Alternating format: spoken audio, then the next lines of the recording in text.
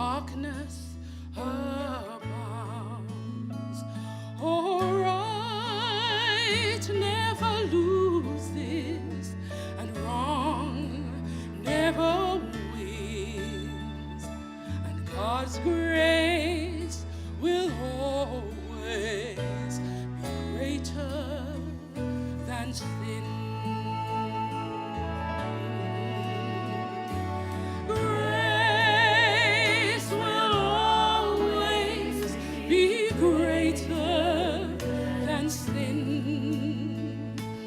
Calvary has proven it time and again.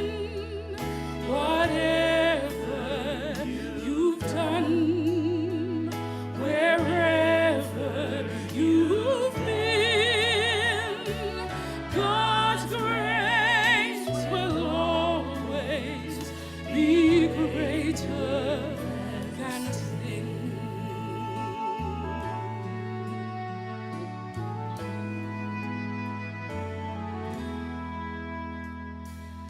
Broken and bruised by life's choices you and I have made.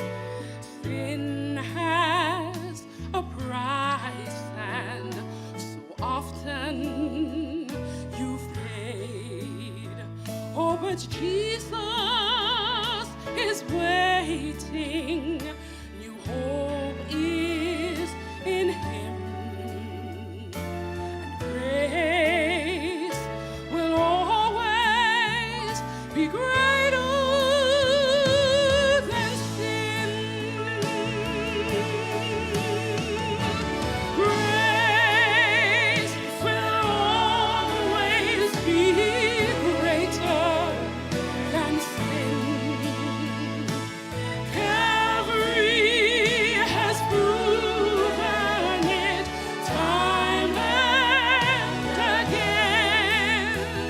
Whatever you've done, wherever you've been, God's grace will always be greater than sin.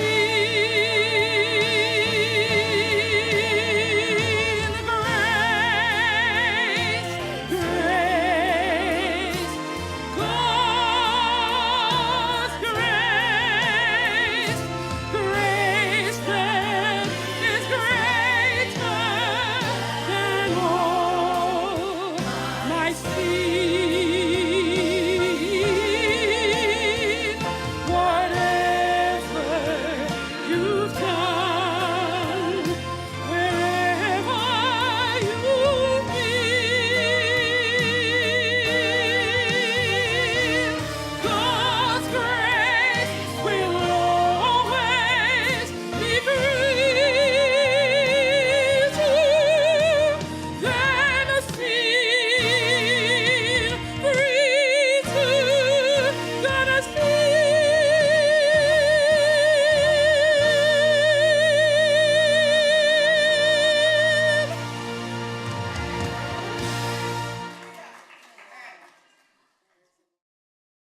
This morning I would like to, let's just repeat that two verses that I had in mind, and I'll tell you later why I picked them.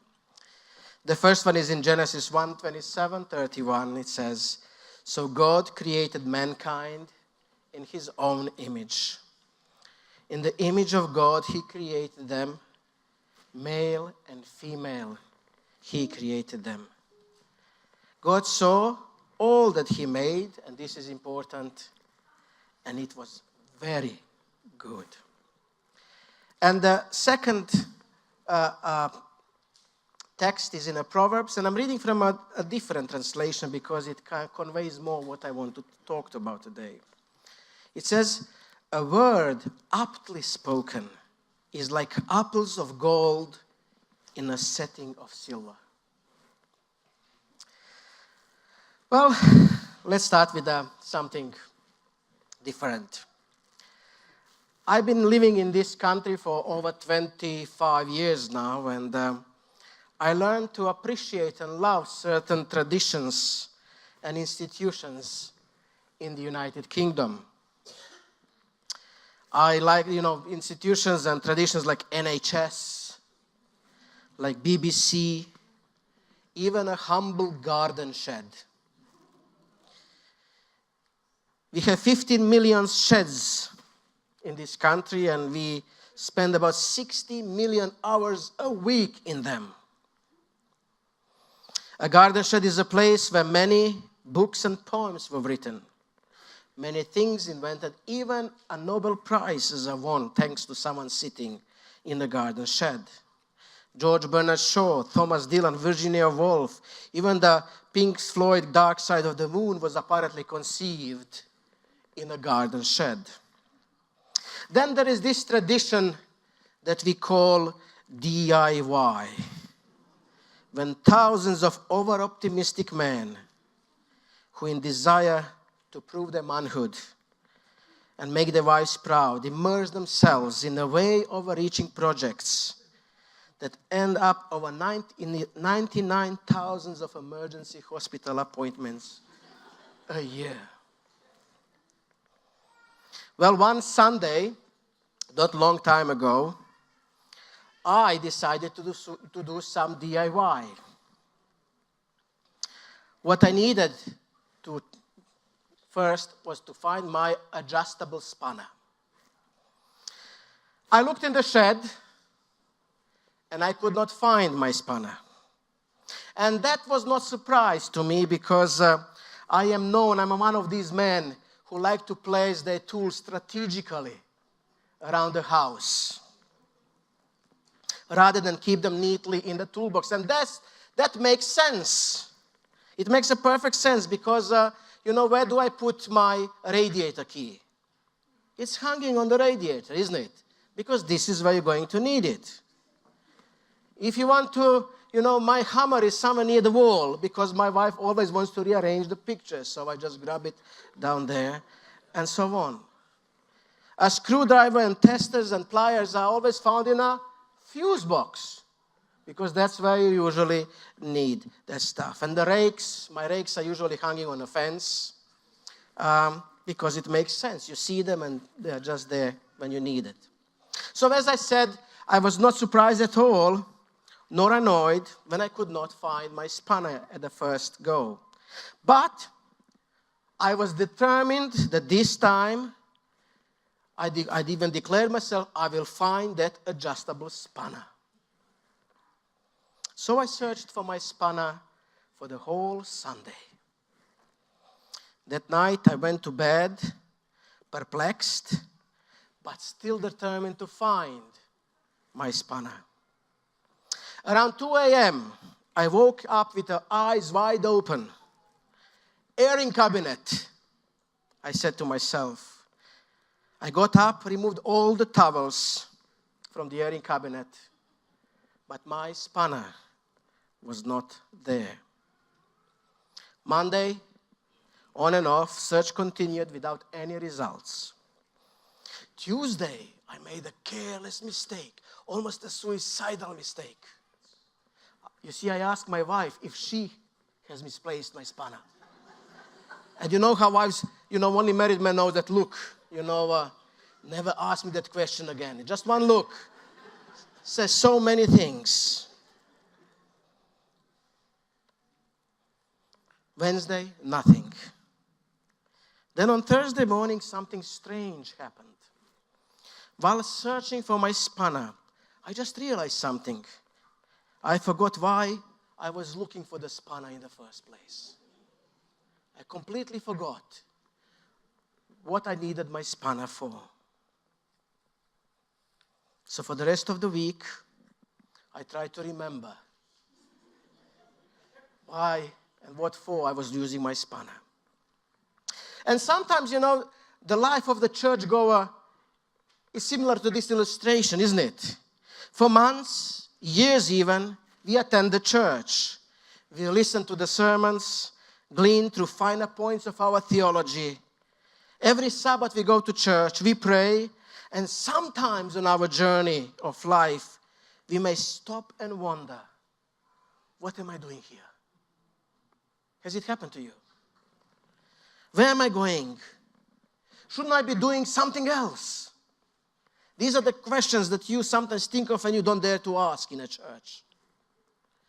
When I was still an intern in this church, I remember a statement given by my senior colleague, not Pastor Casey, by the way, so the other guy. He said, Pastor thinks of looking for another job at least twice a year. This statement still resonates in me after so many years, that pastor is thinking of changing career twice a year. I don't know about you, but I do have the moments like these sometimes. Even pastors have these problems occasionally.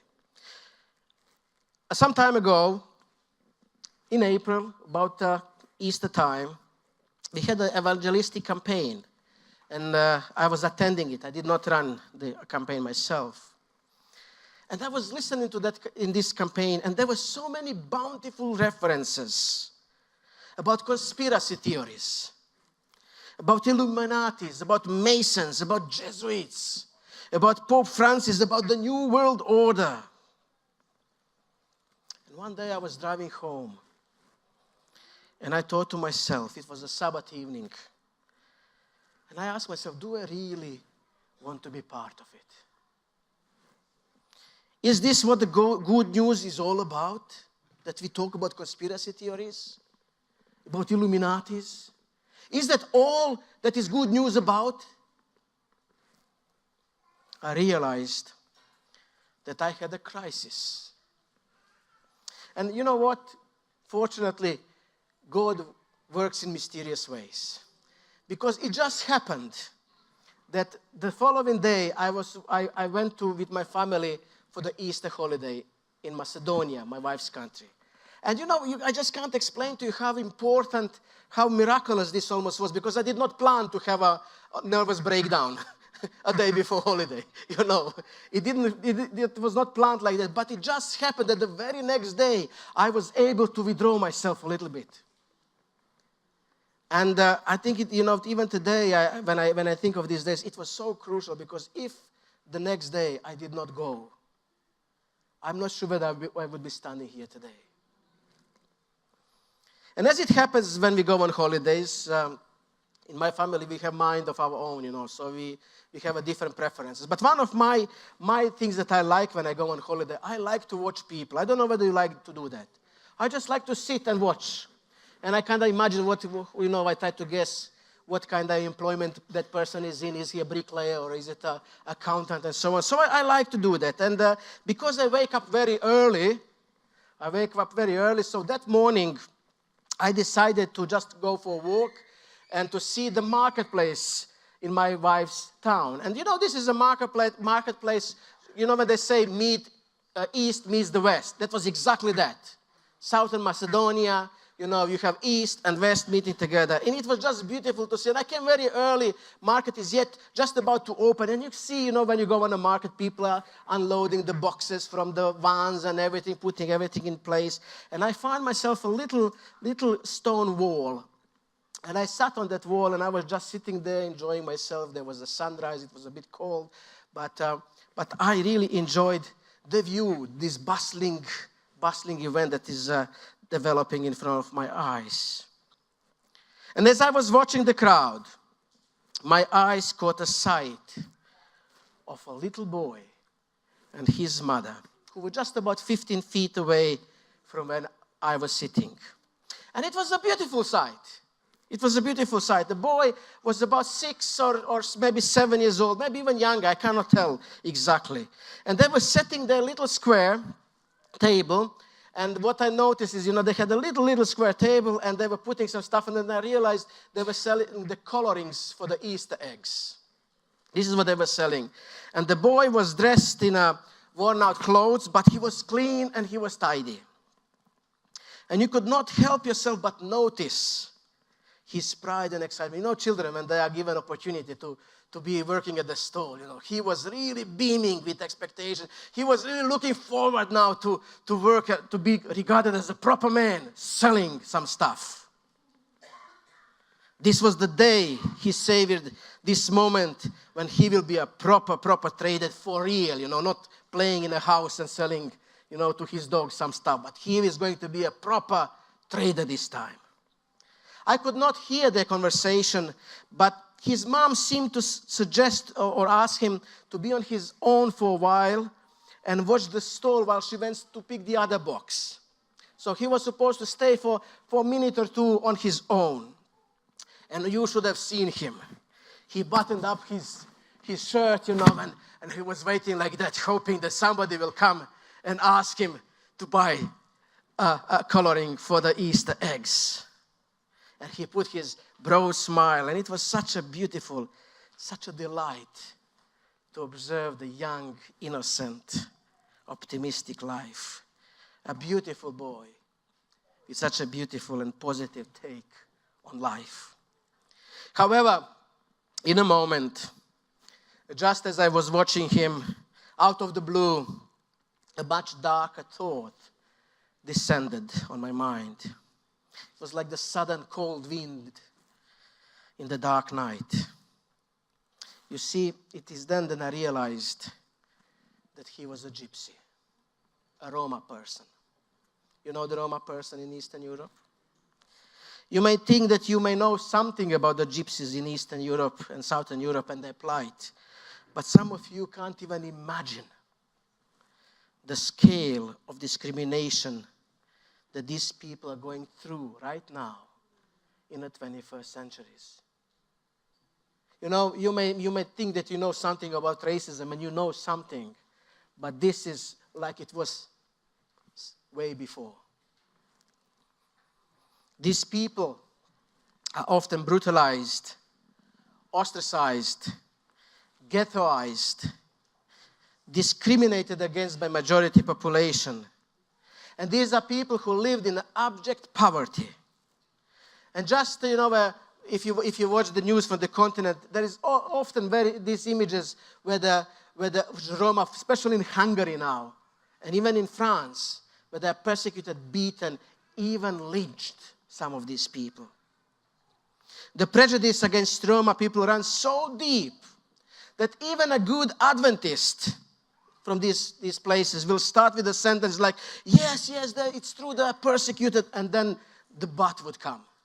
But, and they would talk about how most of the stuff they brought upon themselves, being thieves, cheats, even a baby snatchers.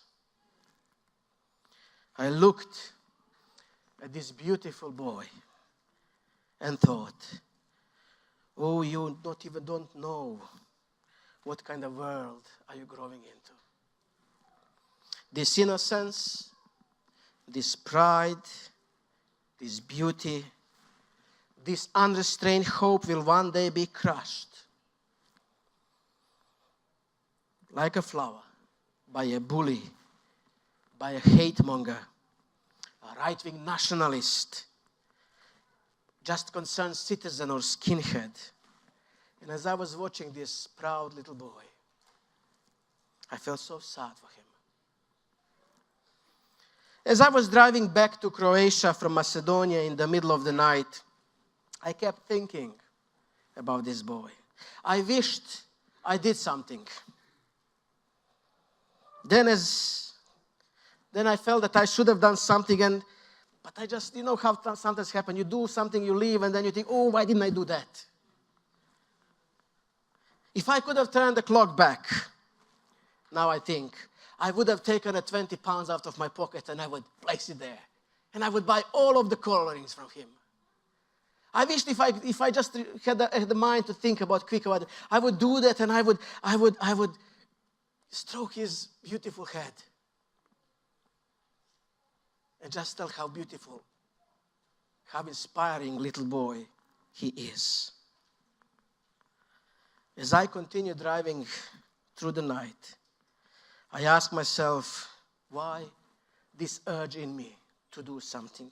What did I want to do? And this gesture, this 20 pounds, what would it do to him? Would there be any point? Or would I just feel myself good about the whole thing? The answer to these questions I would like now to go through with you and discuss them a little bit. And I found this answer in one particular story in the Bible. And this is a beautiful, gentle story full of tenderness that we find in unusual places in the scriptures. Places where we usually expect other themes to read about. And in this case, this is a place where Adventists and evangelicals are more likely to come to grind their axes with evolutionists rather than to look for an affectionate story. And I'm talking about the Genesis. Genesis is not just a story of creation. It is a love story. Did you know that? I'll prove it to you. Let's read it again. The God said, "Let us mankind in our image, in our likeness, so that they may rule over the fish in the sea and the birds in the sky, over the livestock and all the wild animals, and over all the creatures that move along the ground." God saw all that he made, and it was very good. It was very good. The story of creation is familiar one to us, but within this story, there is a deeper, even more beautiful story to behold. And this is where this word comes. A word aptly spoken is like the apples of gold in a setting of silver. What does this verse mean? You never read this verse, isn't it? In the Talmud, the ancient rabbis used the verse to refer to the deeper meaning in the text presented. On the surface, as you read Genesis, on the surface the text is like a silver dish, beautiful and true, isn't it? Just as it is okay. You read it and it's kind of wow. But that's the setting of silver. But if you look deeper into the text, you come across the golden apples. And this is what we are going to discover today. And this is also a very important lesson for us here to learn today. Because if we are not careful, if we don't look for the deeper meaning, if you don't look for the golden apples, we may end up in a blind alley, just as our pioneers ended up in a blind alley 140 years ago. In the middle of the 19th century, let me give you an example, we have discovered Sabbath, isn't it? We discovered Sabbath. We Adventists so my goodness, it's been all the time here. We have discovered the Sabbath. And what did we do? We were so excited. We were so impressed with this. And we preached the Sabbath, and we preached the Sabbath. We preached the Sabbath. And we learned to preach nothing but the Sabbath. And what happened it is that we forgot some essential stuff that is hidden within the Sabbath. Grace and mercy. We thought that the 10 Commandments is all that there is. But we forgot about the righteousness by faith doctrine. Because we were so, we didn't look for the golden apples in a setting of silver. And likewise today, Genesis 1 is embraced with a similar narrow-minded passion, which is good, it's a silver setting, don't get me wrong. But we seem to, something that we just need to fiercely guard, this is all just about creation, but it is more in it. If you look into it, you find some beautiful, beautiful stuff. So we don't want to repeat the mistakes, because even today, we still have problems in our church, isn't it? People still come and they talk to you about righteousness by faith, the works, and so on. People don't understand 140 years afterwards. So let's go back to Genesis. Let's find those golden apples in the setting of silver. Yes, Genesis 1 says a lot about creation of the world, but it also contains much, much more. To begin with, Genesis 1, yes, it is a piece of poetry. And don't be spooked about it. Some of our Adventists don't like that. They would rather like to see it as a scientific piece of paper. But you should remember that unlike today, in those days, poetry had a practical purpose. Did you know that? Did you know what I say by practical purpose? Because today when we read poetry, we just want to kind of feel it good about it, isn't it? It kind of tickles our mind. But in a pre-literal societies, before the writing was invented, you would sing something. You would rhyme it. You know, you all remember your rhymes from the school, isn't it? From the childhood, but you don't remember any paragraph you wrote in a secondary school or a university. You can't remember, but you know what? Twinkle, twinkle, little star. Who can forget that? You can't forget it. It always stays there. So most of the Bible, not just Genesis 1, most of the Old Testament is written like a piece of poetry. It rhymes. We just lost it through translations. So it wasn't supposed to be a rhyme, a poetry. Still, having said that, you know, Bible, Genesis is still a poetic, in a sense. It's beautiful to the ear. When it was read to you, you are meant to feel that beautiful poetic quality. You feel the love protruding through that text. Writer of Genesis, Moses, was writing it to the people who were in a similar predicament as the little boy in Macedonia was. Just as today's gypsies or refugees, Israelites were regarded as a nuisance, unwanted brood, a runt of humanity. Egyptians thought of them to be good for nothing except for punishing work. To them, the Israelites were the pests who bred uncontrollably, and they had to be controlled. It is always good to remember when was Genesis written down. It was written at the moment when these worthless former slaves were rejected and abandoned to wander in the wilderness. Genesis was first written for them. Did you hear me? It was first written for them and then to the rest of us. And you can also see this in the Bible in the way how the Genesis account was written. Did you if you like history like I do, did you notice the difference between the biblical story of creation and the myths that were circulating in the area? If you have time, go and read about how the Greeks were thinking about the creation of the world, how the Egyptians were thinking about the Assyrians. So if you look at these stories, at best, the creation of the mankind was kind of some sort of an accident, like a third child. You know how it goes in our, when you see the family. So, they say, our first child, we didn't mind, we just wanted it, we had to have a child. And then if it was a boy, then the second child, let it just be a girl. Or if it was a girl, let it just be a boy, isn't it? And then when you ask them about the third one, well, it just happened, So those stories, we were on holiday and can't explain anything else. And when you look at some of these creation stories from the neighboring nations, at best, creation of the mankind was an accident. But at worst, creation of the mankind is a terrible disaster or a catastrophe that came result of an awful crime. In Assyrian myth of creation, one god kills another, and out of the spilled blood comes the humanity. It's just a mess, that you have to mop up something. In a Greek mythology, people were created so that they served the gods. They were not meant to have anything. They just had to be slaves. And when the Prometheus, you have heard of Prometheus? The Titan, the semi-god, he felt so bad for them, and he had kind of, he felt bad for the humanity, so he gave them fire. And what did God do to him? They made him to suffer eternally. So there is no myth, there is no story of creation where mankind is seen as something positive. In all of these accounts of creation of the humankind was a terrible, terrible disaster. However, in Genesis, there is something beautiful happening here. After creating humankind, what does God say? God saw all that he made, and it was very good.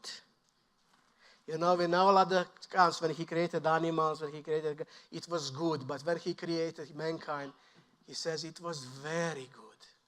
Very good. In other words, God told Israelites that they were not a statistical mistake. He told them that he willed them into existence because he loved them and he deliberately made them. He had that in his mind.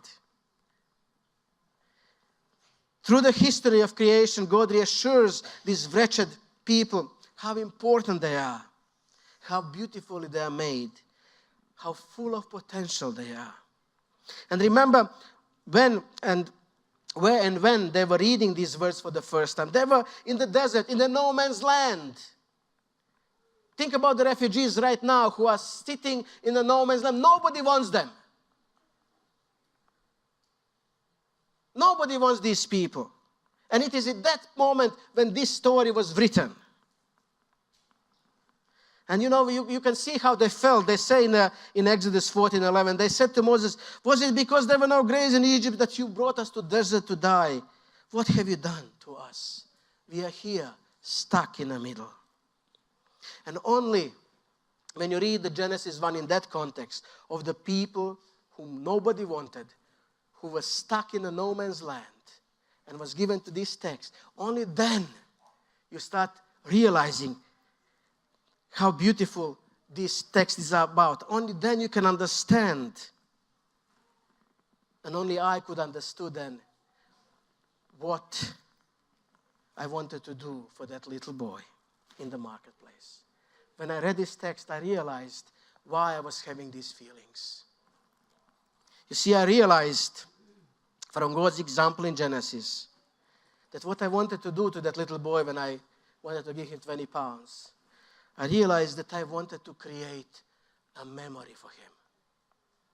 I wanted to create a memory for that little boy. A memory for this little boy that would maybe, just maybe, help him to get through when evil thugs step on him in an attempt to destroy his happiness and innocence. I hope that the memory would sustain him through difficult times of his life and help him to understand that there will be always someone who thinks the world of him, who sees how precious he is. See, and God also told these battered former slaves that the future before them is not necessarily going to be rosy, but he did tell them that he would be with them. And here is a digression that I want to make before we move on about sin. You see, this is important that you know. God did not promise to remove uncertainty from us, but he did promise that he will be with us as we go through uncertainties of life in this sinful world. We all have special moments, words, lessons that teacher or a lecturer told us. And I remember one of those statements that I heard while studying at Newell College. I forgot who was the lecturer, but I remember the statement that was told. The lecturer said, if you got the theology of sin wrong, most likely you got all other doctrines wrong. If you got the theology of sin wrong, you got all other doctrines wrong. And what it meant is this, that we Christians underestimate the power of sin.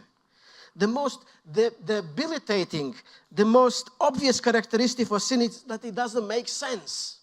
Did you know that?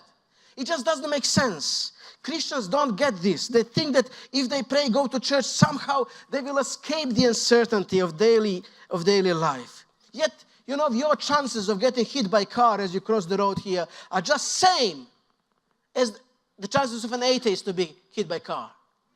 Your chances are the same. Somebody said, we would like to get a ride with the Christ as long as they are in a driving seat. Many Christians sing, I surrender all, while at the same time, they cling to the daft conspiracy theory in the sense of control. You know why people find conspiracy theories attractive? You know why?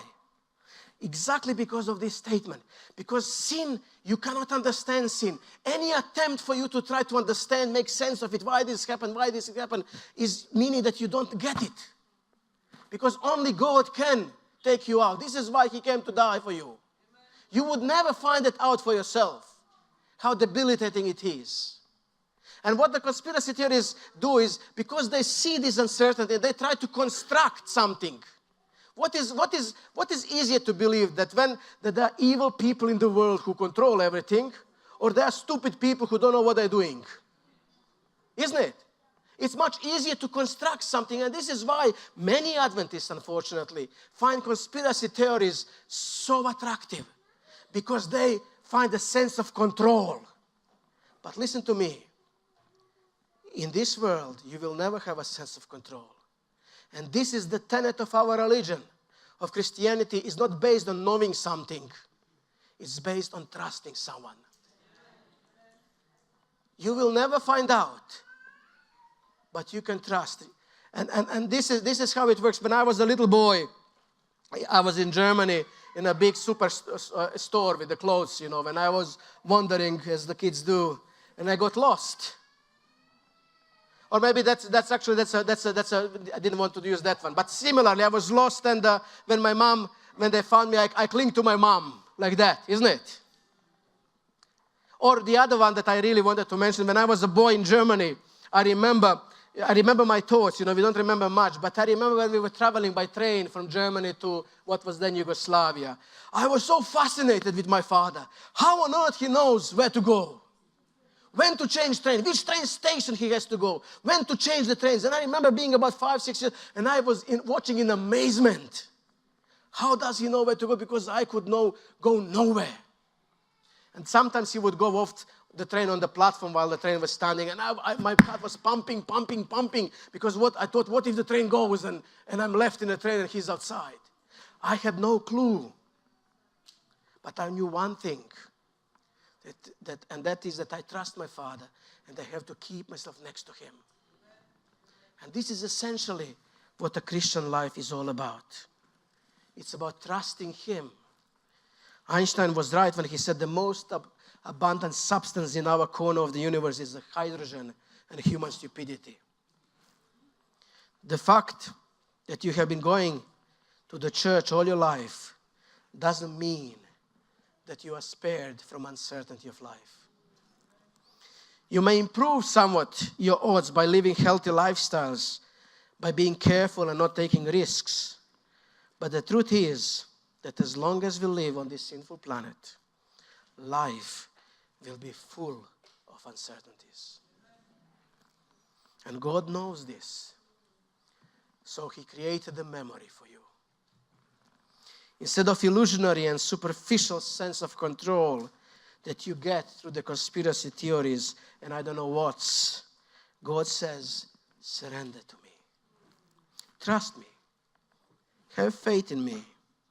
He says, I have created you, and what I have created is very good. You are not a reject. You are not a runt, a piece of driftwood floating in the storming ocean. I have plans for you.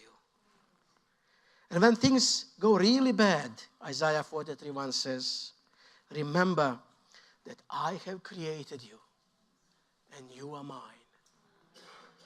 He told them the story, not only how he created them, but also that he created them with the joy and passion. God wanted to create a memory for them, a memory which culminated in creation of the Sabbath. Can you recall the instruction? Remember the Sabbath day. And when you think about it in this context, isn't that a beautifully appropriate gift? What do you give to the person who works 7 days a week, knows nothing? What do you give him? A chocolate box? You give him a day of rest. He says, remember, and now I'm giving you a gift. You are not going to work every day of the week. What a beautiful gift. He created them a memory, a day where they will be reminded, no matter how tough life can be, that there is someone who works tirelessly to secure their future. A memory that will help them in a time when oppressor or the burdens of this life press them hard. It's almost like a lullaby when you go to bed and you sing the story of creation, how I created you. I grabbed my son who is now big, and I did not know that with my daughter. My daughter is now 19, and somehow she just slipped away. It's difficult to hug her now because, oh, come on, leave me alone. But my son is now 13, and I know that this is it. I can now still stroke him on his head. I stroke him on his head, and because I know that probably next year I won't be able to do that. And last night we were sitting, and I watched my conservatory roof. And as we were sitting there, I said to him, do you remember when we built this? Because how we look at the stars on Friday evening. It's a beautiful, isn't it? And this is what God does. When things go, when things move, he says, do you remember? It's a beautiful, and is this not an essence of what the good news is all about? Genesis tells us something about how the world was created, and this is a silver dish. But Genesis is also a story of a compassionate and caring creator and the loving relationship he wants to have with his creation. These are the golden apples. Genesis is the story of creation, but even more so, it is the story of Creator. Genesis and that little boy remind me why we are here today. We are here to bring the good news to that little boy and others like him. We are called on this world to create memories for other people. We are all refugees in this world. Somebody said refugees are like numbers, but we see refugees like numbers, but we should see them as faces, as individuals. You know how it goes? Black, white, Chinese, I don't know what. But there is so much. And we need to say that because this is an essence of the good news. We will all have a tough time. There will be time when we will feel unwanted, when we will feel smaller than a tiny grain of sand. One day you may find yourself staring through a hospital window, watching the world passing by as you feel stuck and left behind by hearing the bad news. You may feel inadequate, humiliated, and abandoned. But the good news is that God has created and still creates memories for moments like these. He reminds you that He created you, that He willed you into existence, that you are precious to Him. And when it is difficult for you to see over the horizon, He created memories like Sabbath for you, so that you have time to pause and reflect and see how things will be one day. Because the Sabbath is a foretaste of heaven. This is why I love Sabbath, because it tells you something. Most of our doctrines are kind of ideas. But Sabbath is the thing that you can actually grab and hold. It was given to us so that we can see how things may be one day. God says in Deuteronomy 11:18, impress these words of mine on your heart and on your soul. When we talk about other meats, remember that story about, we talked about Prometheus. Remember the Prometheus? When Prometheus gave fire to the people, gods were so incensed. So first they dealt with Prometheus. And they decided to do something bad to humanity. See how these gods are compared to the God in Genesis. So what they do, they devised a plan. They have created, wanted to give a beautiful gift to the most beautiful woman in the world. So do you know what the woman name? They were giving a nice present, a little box. Those of you who what's the name of the girl? Pandora's box. So what they did, they put in that box all the ills of the world. They all put something inside. And when they given to unsuspecting Pandora, she opened the box. And suddenly all the evils of the world came out. And she tried desperately to close the box. And eventually she did. But by the time all the evils of the world got out. But there was one gift that stayed inside. Do you remember which one was that? Hope, says the young man there. There was only one gift left in the box, a hope. And I like to think, sometimes I imagine when Paul was talking to the Jews, to the Greeks on the Areopag. Remember that story when he was talking about the God without a name? I like to think that that was the God who put it something like that. Because our God is a good God. Our God is God who gives hope, who gives meaning, who creates memories for us. He knows that when we walk to this earth, not every day is going to be sunny. But when it's not sunny, we will be able to find the support, to find comfort in the words that He left us so many centuries ago. So I pray that you may remember these words in both good times and the bad times. May you know that hope never dies.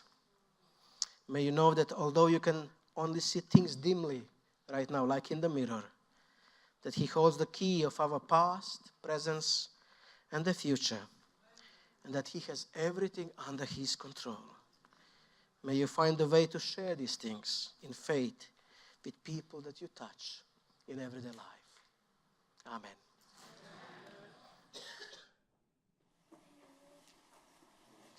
Oh, by the way, I need to tell you about the adjustable spanner. And I need to tell you this because I don't want next time I say, did you find the adjustable spanner? Because people ask me that question. I have, sometime after that, I wanted to do some barbecuing. So I went and needed to find my wire brush to clean the grill. I went to the shed to look for the wire brush. I could not find the wire brush. Then I decided that I gave up this time, so I went to shop and bought a pair of wire brushes. And when I put it back there, I found both the wire brush and my adjustable spanner. So I have now three wire brushes in my house. So don't need to ask me, I found it.